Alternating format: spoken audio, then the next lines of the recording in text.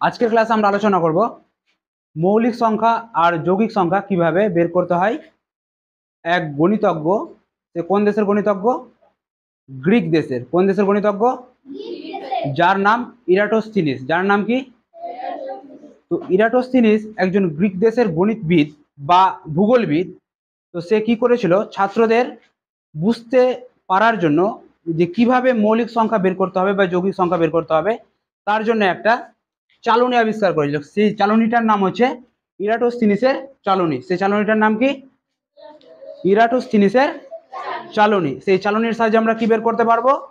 মৌলিক সংখ্যা বের করতে পারবো। যে মৌলিক সংখ্যা 1 থেকে 100-র মধ্যে কোন কোন সংখ্যাগুলো মৌলিক সংখ্যা, সেই সংখ্যাগুলোকে আমরা কি করতে পারবো?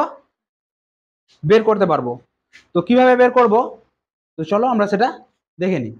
দেখো, প্রথমে তোমরা কি দেখতে পাচ্ছ যে একটা আমরা কি করেছি, একটা ছক তৈরি করেছি। ছক বা চালনী, এই চালনীটাকে বলা হচ্ছে ইরাটোস্থিনিসের চালনী বা ছাঁকনি। তো প্রথমে যে সংখ্যাটা আমরা দেখতে পাচ্ছি সেটা কত আছে? 1।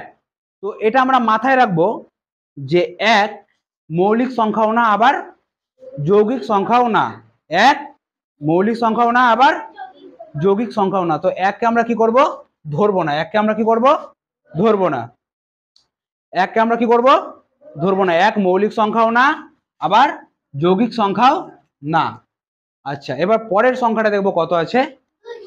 2। পরের সংখ্যাটা কত আছে? 2।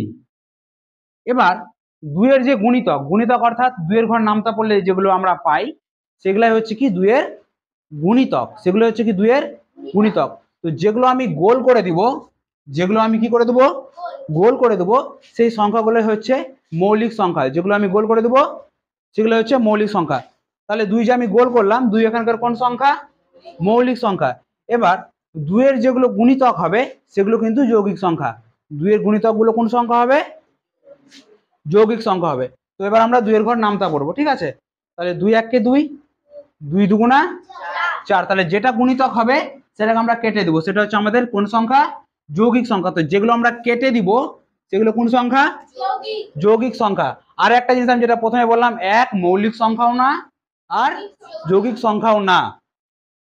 তাহলে 2টা কি, 4টা কি হলো আমাদের এখানে? যৌগিক সংখ্যা। 4 কি হলো এখানে আমাদের? যৌগিক সংখ্যা। তাহলে এবার 2 এর ঘর নামতা পড়ি। 2 1 কে 2, 2 2 এ 4, 2 3 এ 6। 6টা কি আমাদের? যৌগিক সংখ্যা। 6টা কোন সংখ্যা আমাদের? যৌগিক সংখ্যা। তারপরে কত আসবে? 8। 8টা কোন সংখ্যা আমাদের? যৌগিক। তাহলে যেগুলো কেটে দেবো সেগুলো কোন সংখ্যা? যৌগিক সংখ্যা। 8 এর পরে কি আসবে? 10। 10 আমাদের কোন সংখ্যা? যৌগিক সংখ্যা। তারপরে কি আসবে? 12। তারপরে কি আসবে? 14। তারপরে কি আসবে? 16। তারপরে 18। তারপরে 20। তারপরে 22। তারপরে 24। তারপরে 26। তারপরে 28। তারপরে 30। তারপরে 34। তারপরে 36, 38, 40, 42, 44, 46, 48, 50, 52, 54। তারপরে 56, 58, 60, 62। তারপরে 64, 66, 68, 70, 72, 74, 76। তারপরে 78, 80, 82, 84, 86, 88, 90, 92, 94, 96, 98। তো যেগুলো কেটে দিলাম সেগুলো কোন সংখ্যা? যৌগিক সংখ্যা। যেগুলো কেটে দিলাম সেগুলো হচ্ছে আমাদের যৌগিক সংখ্যা। এগুলো কার গুণিতক? সব 2 এর গুণিতক। এইভাবেও আমরা বলতে পারি যে মৌলিক সংখ্যা কাকে বলে? যেগুলো সংখ্যাকে উৎপাদক করলে, যেগুলো সংখ্যাকে উৎপাদক করলে 1 এবং সেই সংখ্যাটি পাবো, সেটা হচ্ছে আমাদের কোন সংখ্যা? মৌলিক সংখ্যা। মৌলিক সংখ্যা কাকে বলে? যেই সংখ্যাকে উৎপাদক করলে কেবলমাত্র আমরা দুটি উৎপাদক পাবো, সেই সংখ্যাগুলোকে কি বলা হয়? মৌলিক সংখ্যা। সাপোজ এই যে দুইটা পেলাম, দুইকে যদি আমরা উৎপাদক করি তাহলে কাকে কাকে পাবো? দুই পাবো আর এক পাবো, দুই পাবো আর এক পাবো। দুই হচ্ছে এখানকার কোন সংখ্যা? মৌলিক সংখ্যা। এবার আমরা তিনের গুণিতক গুলো দিয়ে দেখবো, তিনের গুণিতক গুলো দেখবো। তিনটা হচ্ছে এখানকার মৌলিক সংখ্যা, তিন হচ্ছে এখানকার মৌলিক সংখ্যা। এবার তিনের যেগুলো গুণিতক পাবো সেগুলো কোন সংখ্যা হবে? যৌগিক হবে। তো তিনের গুণিতক গুলো কোন সংখ্যা হবে? যৌগিক হবে। তো চলো সেগুলো দেখে নিই। 3 1 3, 3 2 6, কাটা আছে 3 3, তাহলে 9টা কোন সংখ্যা এখানকার? যৌগিক। 3 4, 3 5, 15। তো 15 এখানকার কি হয়ে যাবে? কাটা। মানে 15টা কোন সংখ্যা তাহলে? যৌগিক সংখ্যা। আচ্ছা, তারপরে 3 5 15 হলো, 3 6 18, 3 7 21, 3 8 24, 3 9 27, কাটা।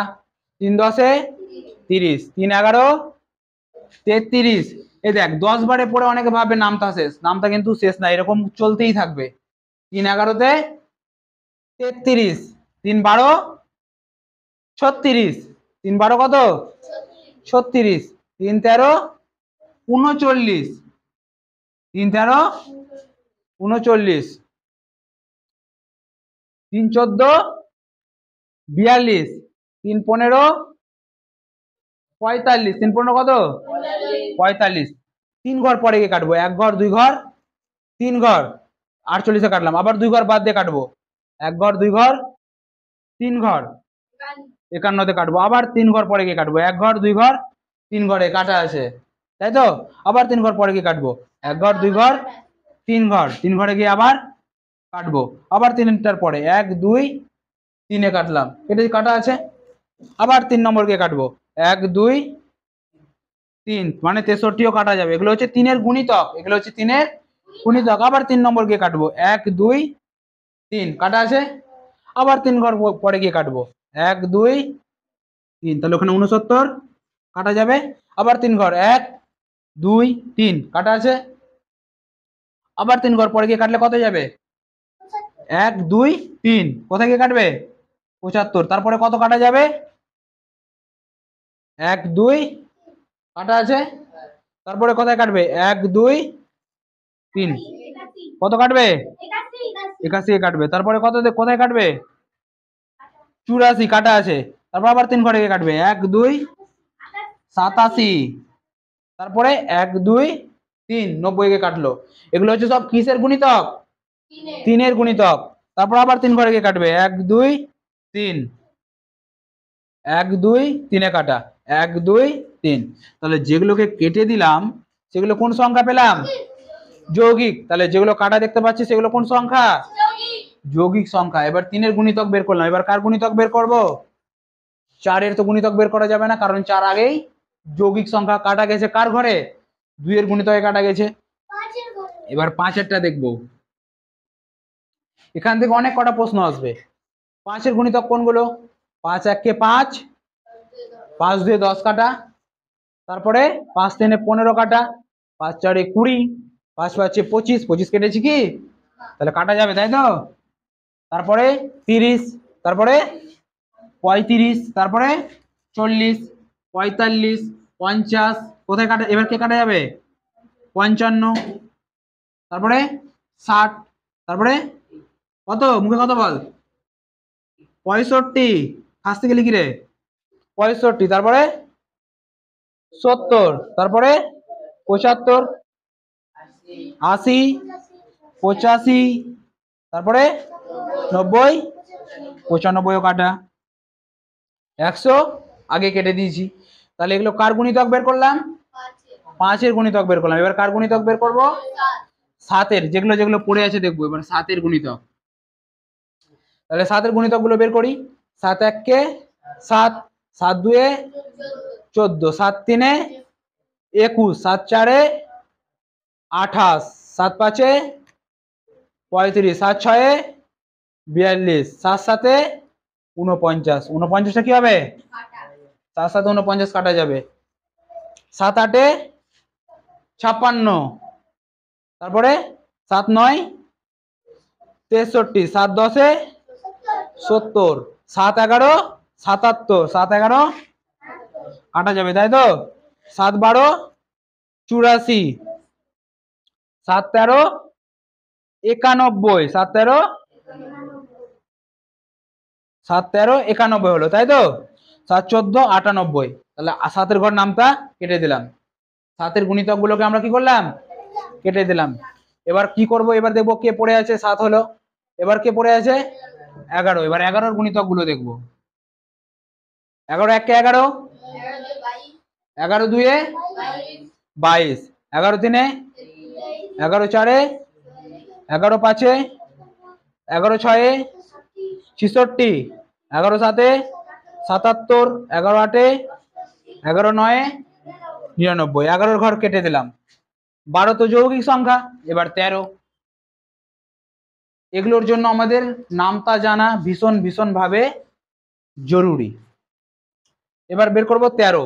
13 1 কে 13, 13 2 26 কাটা আছে, 13 3 39, 13 4 52, 13 4 13 5 65, 13 6 6 13 কত? 78, 13 7 7 13 91, 8 13 104, তাহলে 13 ঘর আসবে না। 13 ঘর বের করলাম। এবার কে পড়ে থাকলো? 17, 17 1 কে 17, 17 2 34, 17 3 51, 17 4 68, 17 5 17 5 কত? 85, 17 6 কত? বল। 17 6 17 কত রে? 17 6 কত? 102, 17 6 102, তাহলে এখানে 102 তো নাই, তাহলে 17 ঘর আমার দেখার দরকার নাই। এবার কে পড়ে থাকলো? 19। নামটা তোরা মুখস্থ করবি।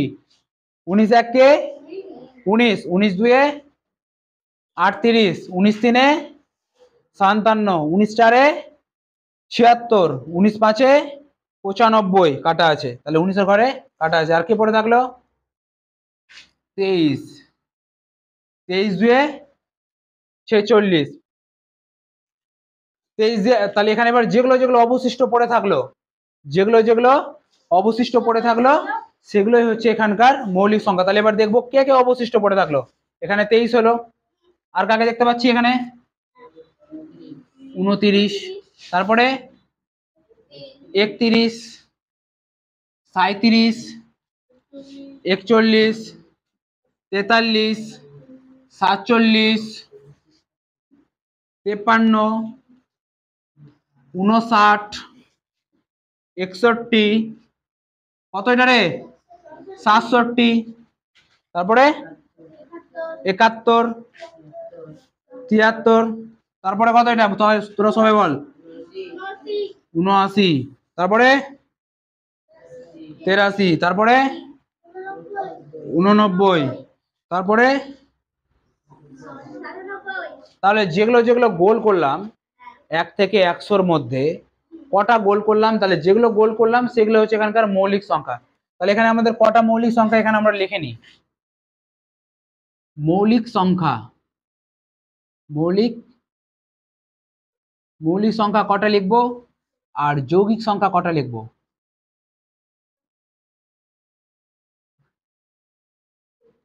আচ্ছা, কটা মৌলিক সংখ্যা পেলাম? এখানে একটা 1 2 3 4 5 6 7 8 9 10 11 12 13 14 15 16 17 18 19 20 21 22 23 24 25।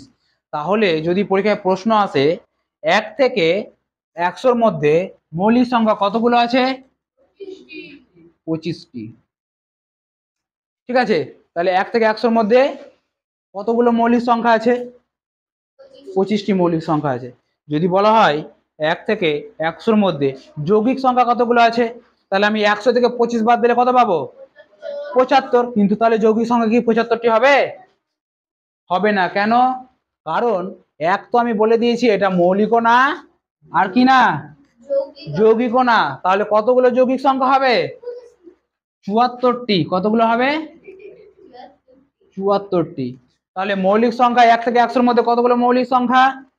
25টি। 1 থেকে 100-র মধ্যে কতগুলো যৌগিক সংখ্যা? 74টি। তাহলে মৌলিক সংখ্যা কি কি আমার সাথে তোরা সবাই মিলে বলবি? মৌলিক সংখ্যা কি কি আমার সাথে সবাই মিলে বলবি?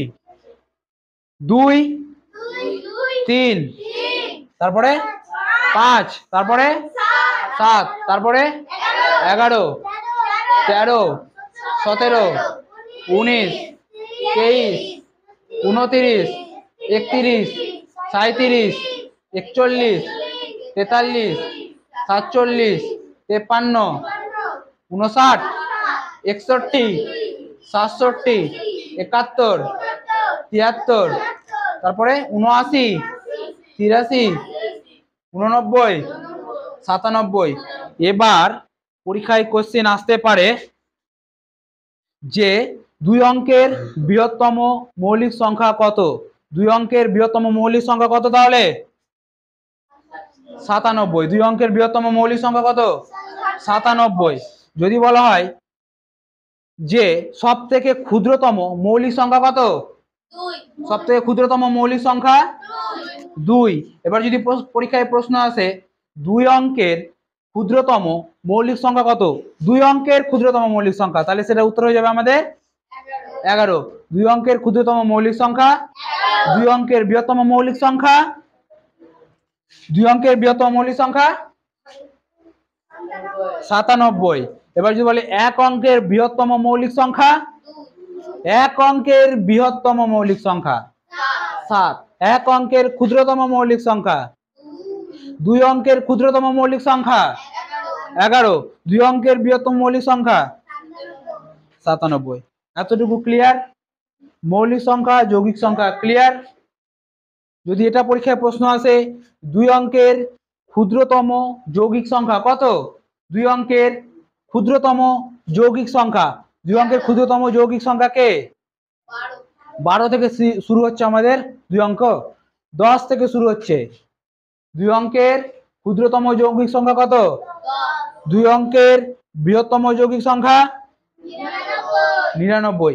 এবার এটা প্রশ্ন আসতে পারে জোড় অথচ মৌলিক সংখ্যা, জোড় অথচ মৌলিক সংখ্যা, সংখ্যাটি কত? 2। জোড়, এই সংখ্যাটা এমনই এক সংখ্যা জোড় কিন্তু যৌগিক, বাকি সংখ্যাগুলো দেখ সব বিজোড়, বাকি সংখ্যাগুলো সব বিজোড়, যেমন 3, 5, 7 এগুলো সব বিজোড় সংখ্যা, কিন্তু একমাত্র 2 সেই সংখ্যাটা যেটা জোড় অথচ মৌলিক। তাহলে পরীক্ষায় প্রশ্ন আসতে পারে জোড় অথচ মৌলিক সংখ্যা কি? উত্তর হবে 2। তাহলে জোড় অথচ মৌলিক সংখ্যা কত? 2। বোঝা গেল? তো আজকের মতো এই পর্যন্তই, পরবর্তী ভিডিওতে আবার দেখা হবে।